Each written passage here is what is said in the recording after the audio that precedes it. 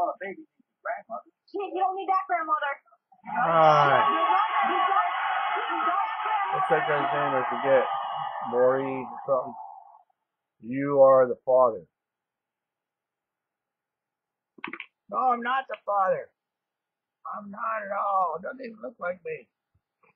Besides that, I'm 106 years old. This is continuation of Judgment, where I didn't understand. This angel asked this my guide or my mentor or whatever he was. This angel sitting at the table asked him, what are we waiting for? And it's concerning judgment. They were sitting at this table reviewing the book of an individual who had just died, and he wanted to transition over to judgment of the living people on earth, begin that process. So the angel asked my guide, what are we waiting for? And the guide said, we're waiting for them to see the earth the way they see the moon.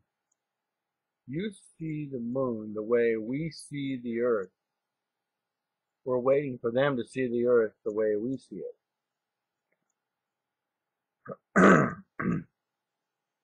I spent about a year trying to figure that riddle out, and I was never able to figure that out. What does that response mean? I know that it had to do with judgment of the living towards the end of time, when in Christianity Jesus comes back to redeem everyone, and you can't say it is finished. That let me see what it is. Hold on. Hello. Oh, this is him. Yeah. Right. 1:30. Okay. 1:15.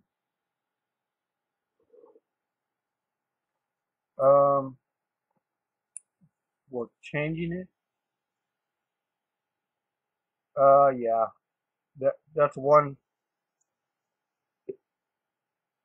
Yeah. There's two things really. That's one of them. Okay. Okay. Thanks a lot. Appreciate it. That was.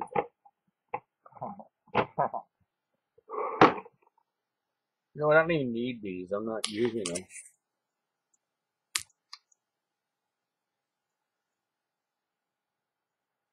Sorry about that.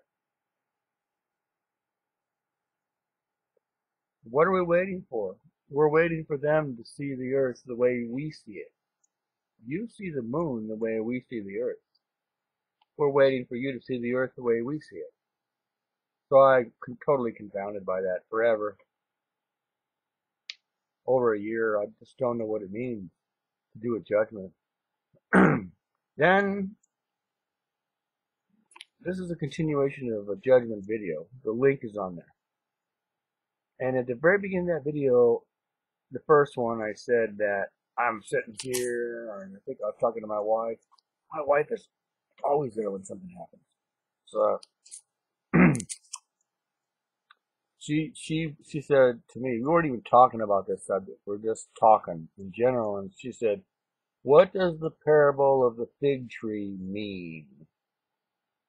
In some conversation, it's not even relevant to this. And I go, I don't know. I don't remember it for sure. What is it? She goes, I don't know. So we looked it up, and it was where in Matthew 24, toward the end of that chapter, Jesus was saying, consider the fig tree. When the leaves are out and it's beginning to bud, You know the time is near, meaning it's going to bear fruit. And bearing fruit symbolically in the Bible is like doing good deeds, doing good works, helping other people to accomplish things in their life. It's things you do for others that represent God, God's way. And so, I don't know. She said no, it was more about, he destroyed the tree. And I go, he didn't destroy any tree in that parable. He was just answering their question there. Their question was, what will be the sign of your coming? And how will we know? In the whole chapter of Matthew 24. So then I go, well, it must have been a different fig tree. Or we searched around and we found one, I think it was Matthew chapter 5. And it was a different one. Where Jesus is walking along and he sees this fig tree off in the distance. He keeps walking and he sees it's got leaves on it. He keeps walking. He goes up to the tree because he wanted to take a fig off of it and eat it. And there were no figs on the tree. But yet it was summertime. He got really irritated, tore that thing and walked on by. That's what he did. He got very irritated and continued to walk. But then they came back that way a day or something later, and Peter was one of his disciples who was with him. He saw that fig tree and the thing was like stone cold dead. So that was documented there that, hey man, this tree died. Jesus got mad at it and it died. So it's like, what? Kind of answers that. So we kind of searched around on the internet to see if anybody had an explanation of what that meant, that situation, because it's kind of like, pretty childish to go, man, there's no fruit on this tree. Doggone it. Just rip the tree up, It was kind of like what happened. But it turned out one of the first places I went was saying that Jesus wasn't angry. He was using it as a visual aid to teach them something. And then he went off on a tangent talking about how the Israelites may or may not, have any change of heart toward the end of time. I'm going, that's not even relevant. But the first part was the visual aid part, because I'm going, yeah. He goes by the tree, has the scenario. He wants to demonstrate disappointment in the fact that there's no fruit on that tree, symbolically. Then, that's chapter 5. And then in 24, he comes up with a parable of the fig tree as an answer to a question about what will be the sign of your return in the end of the age. So it's like, yeah, it's all relevant. He's talking about the last generation. When will you come back? And that's when I thought about this comment. What are we waiting for? And the answer being, we're waiting for them to see the earth the way we see it. You see the moon. You look at the moon the way we look at the earth. And so all of a sudden it started to ring the bell. And I go, yeah, I just pretended I was talking to this guy again. And I go, well, the way that I see the moon, I pick up a telescope and I focus in on it. There you go. And go, well, do you have like super eyesight or something? Or, how am I supposed to see the earth the way you see it? And I'm pretending this. It's not a vision, but I'm in my mind. I'm trying to figure out this riddle. And he responds to me and says, Paul, we're not talking about the physical realm, remember? We're talking about the spiritual realm. And then I go, oh yeah, wow. And the answer came because Jesus says, I am the light of the world. And then in Matthew, actually, chapter 5 or something, he says something else. He says this. He says something I don't have up here. What is it that he says? I'll find it real quick. Hold on. He says,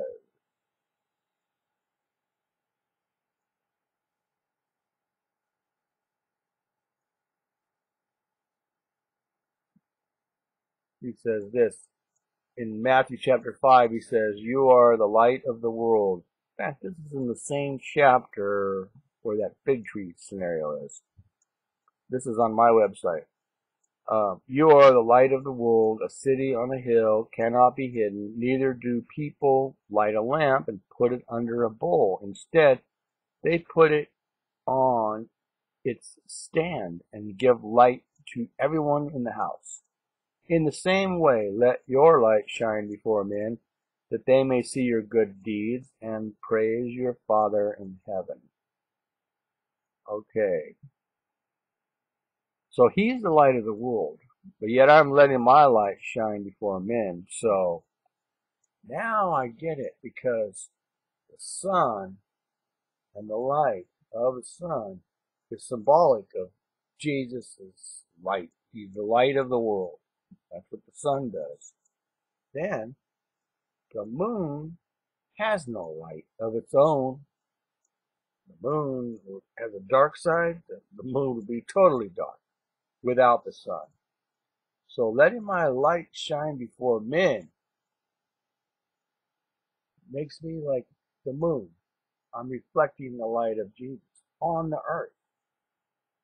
What that means is the earth is seeing the Son of God because of the way I'm reflecting him. Christians will always tell you, you've got to, walk in the way of Jesus and be like Jesus, or treat people, love one another, represent Jesus in a constructive way. That's letting your light shine before men. And so the answer is, he says, we're waiting for you to see the earth the way we see it. He's waiting for Christians to bear fruit on earth like that fig tree needs to. In other words, we need to represent, like there's in the book of Revelation, a group of people called the 144,000. They're the ones.